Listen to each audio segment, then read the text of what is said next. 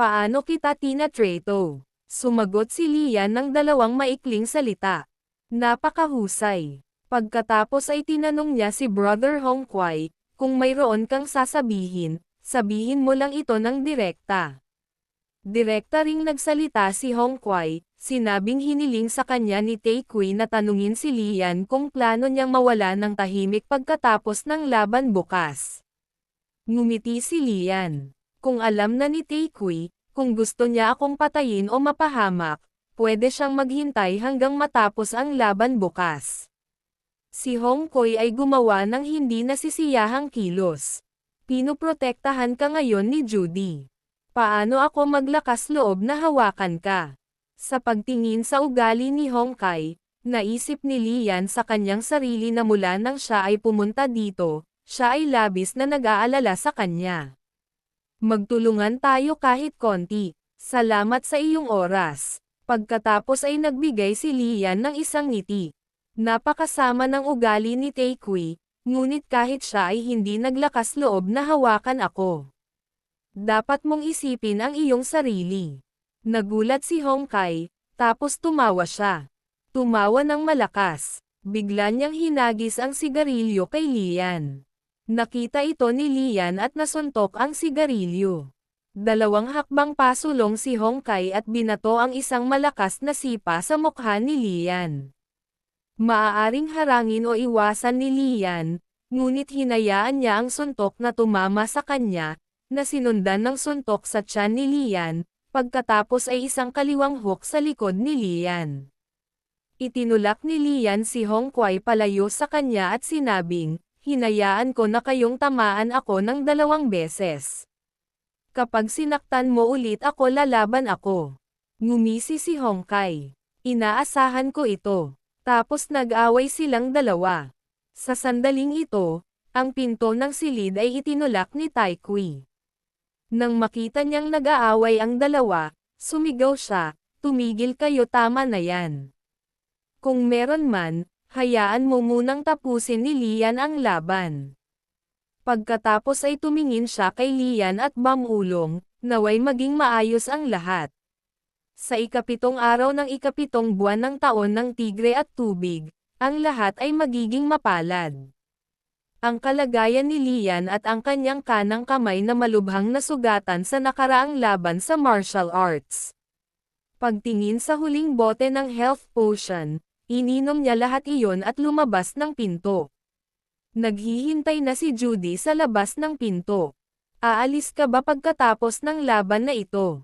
Hindi sumagot si Lian, ngunit may inilabas siyang maliit na kahon sa kanyang dibdib at ibinigay kay Judy.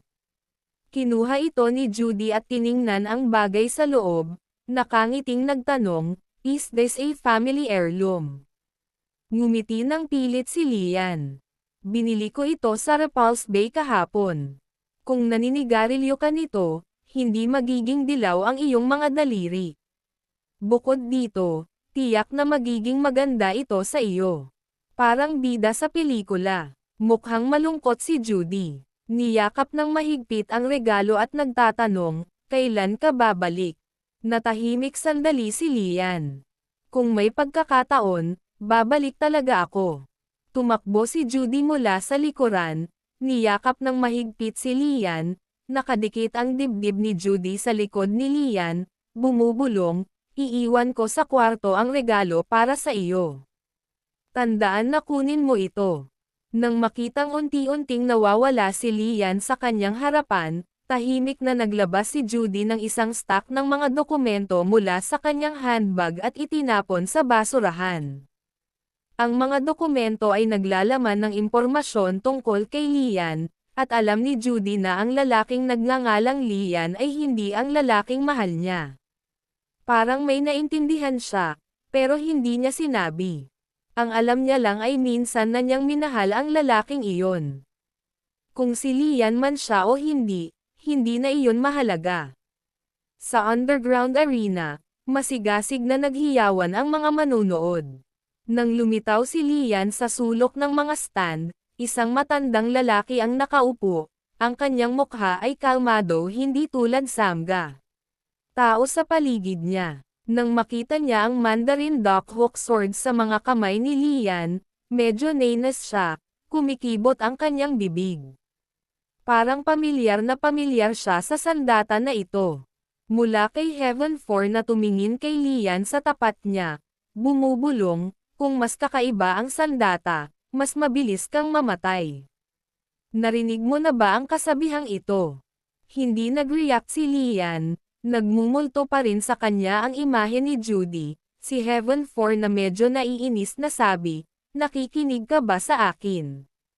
Si Lian ay nanatiling tahimik, ang tanging sinabi, Hi, Lian, Heaven 4 din ang nagsabi, Wing Chun mula sa Heaven 4 magsisimula na ang huling showdown sa pagitan ng Heaven 4 at Lian.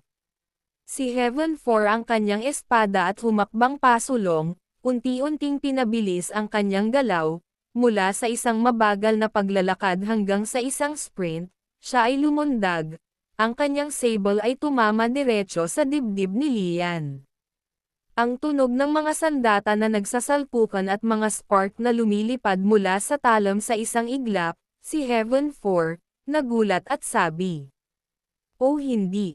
Ang tuwid na talam ng 8 talam na sable ay sumalungat sa bilog na talam ng Mandarin Duckhook swords. Hanggang itulak ni Lian ang kanyang palso pataas, mapuputol ng talam ang kanyang kamay.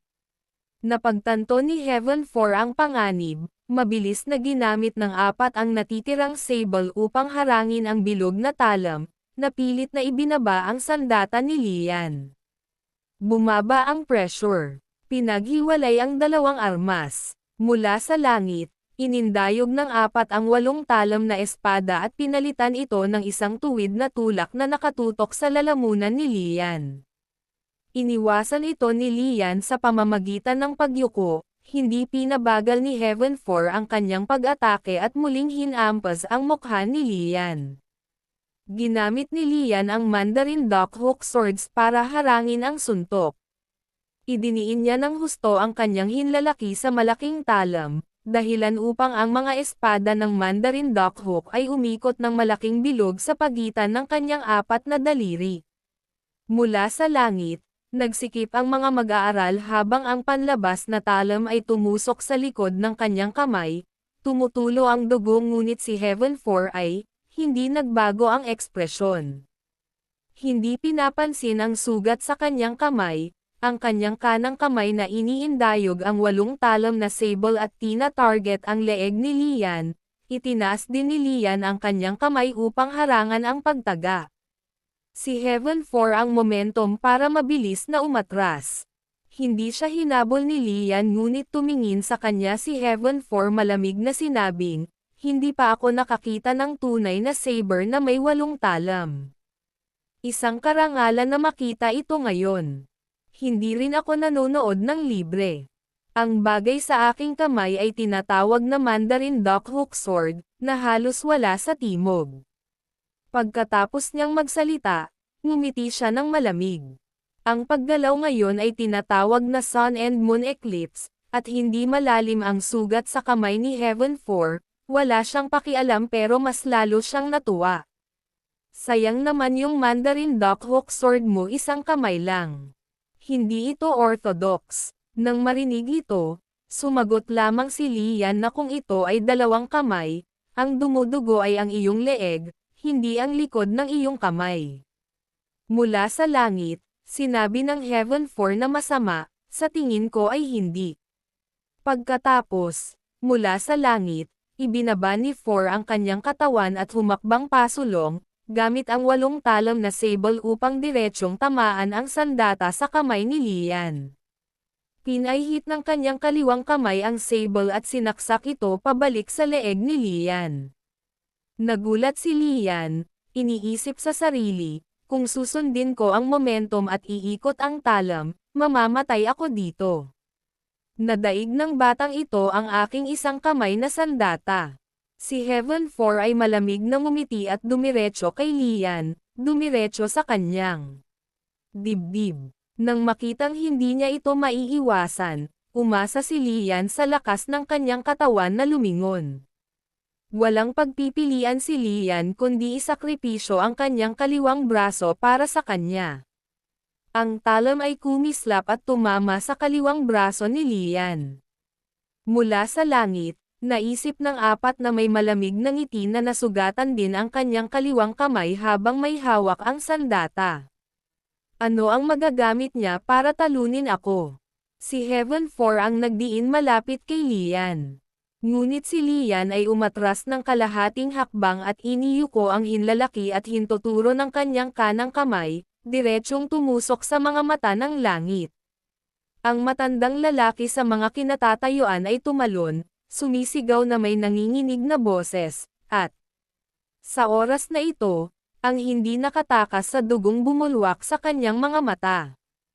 Sumisigaw sa sakit, si Heaven 4 dali-daling ginamit ang dalawang sable para takpan ang kanyang mga mata. Hindi siya hinabol ni Lian ngunit tumalon pabalik at sinabing, ang hakbang na ito ay tinatawag na gintong karayom, hindi hawakan ang mga kilay.